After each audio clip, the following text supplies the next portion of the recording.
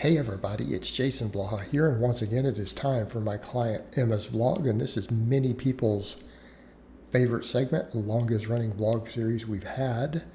And she got a small PR on her 30-pound banded bench. I think it was 131.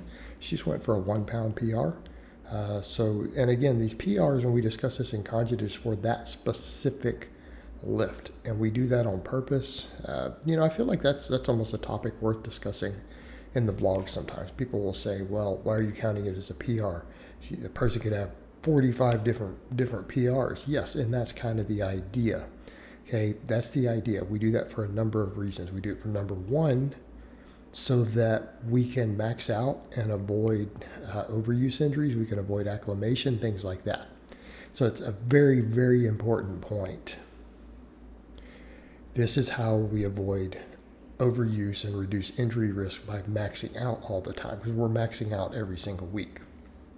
It allows us to do this because we're changing the angles, we're changing the tension, we're changing the stress upon the tendons, the joints, things like that. It actually is a much safer way to do it. And this is something they discovered decades ago at Westside Barbell, which was, for decades called the strongest gym in the world. So there's that. Then there's also the fact that if we have this many different maxes, we can try to PR on them all the time. In other words, if it's been 20 weeks since you did that variation and you max on it and you hit a PR, you get to mark it as PRs. And people say, well, that's silly. No, it's not. It's not silly at all. It trains you to PR all the time. It teaches you that when you get under a heavy bar, that you're supposed to hit a PR. Okay?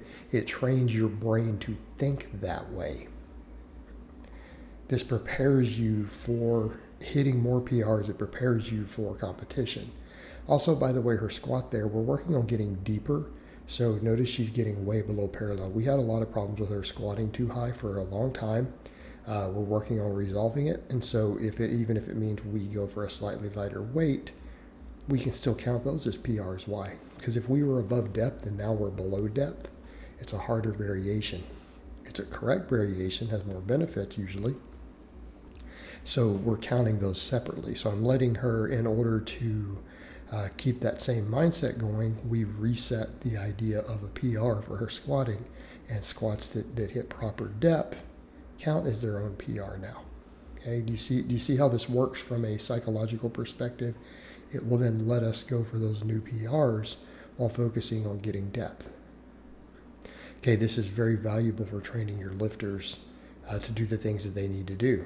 A lot of my people, same thing. I start making them pause on the bench. They keep touching, going, no matter how many times I tell them to. Men are bad about this. But when you reset it and say, well, we're going to have separate PRs now for your pause benching, don't worry about the old ones, then they're like, well, now I can hit a PR because it's a new lift if I'm pausing and doing the lift correctly. It teaches your people to set that ego to the side while going for new max effort PRs. Okay, again, a lot of psychological benefits to this for getting your lifters and athletes to do what you need them to do, while also training them to think like a champion and think like a winner at all times. Okay. Now, you guys notice they're in their new house. This is their gym room.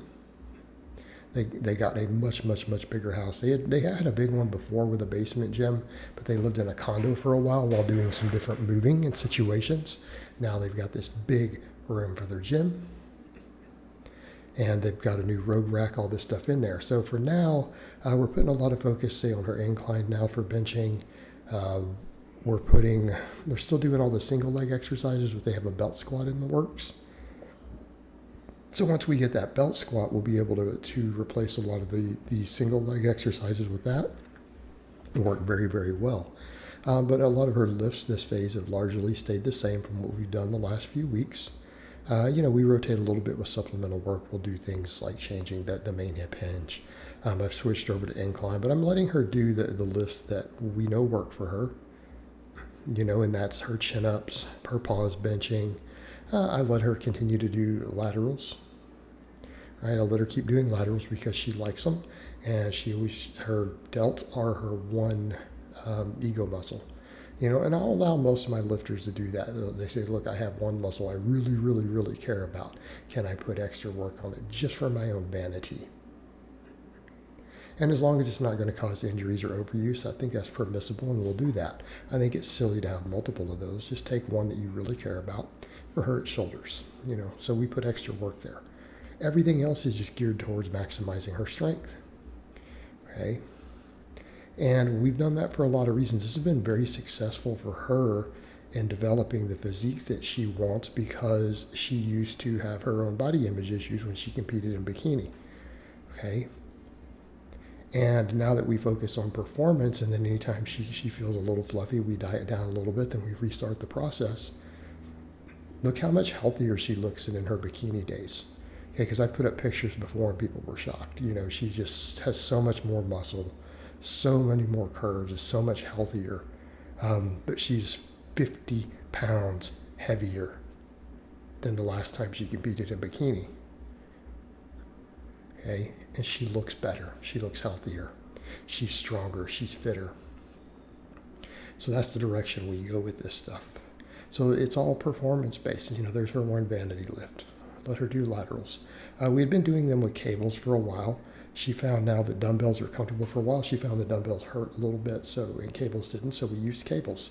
But recently we figured out she can do dumbbells again. They're pain free. We have her shoulder health a lot better. And since their cable station isn't fully set up yet, this works great. It works out great. So as you guys can see, though, we're still doing the same stuff. It's conjugate 4-day a week. You guys saw her do max effort upper, max effort lower. This is dynamic effort upper. And then we'll finish the week off with dynamic effort lower, which is right now. Notice they got band pegs now on the rack. Makes stuff so much easier. She's like, feels so much safer. It's faster to set up. Like, exactly. So we do speed squats with the safety bar on the box, speed boxes. And then she's doing sumo speed pulls against bands this week. And then, of course, we finish up with our normal movements, our good mornings. And this phase, we're doing them with the cambered bar, her isolateral leg work. And in this case, it's, I think I've got her doing lunges with dumbbells. And we'll finish up, of course, with our staples, the glute ham raise, reverse hyperextension, hanging leg raises. All right, guys, but that's really all I have to say on that today. I hope it's been informative, and I will talk to you guys next time.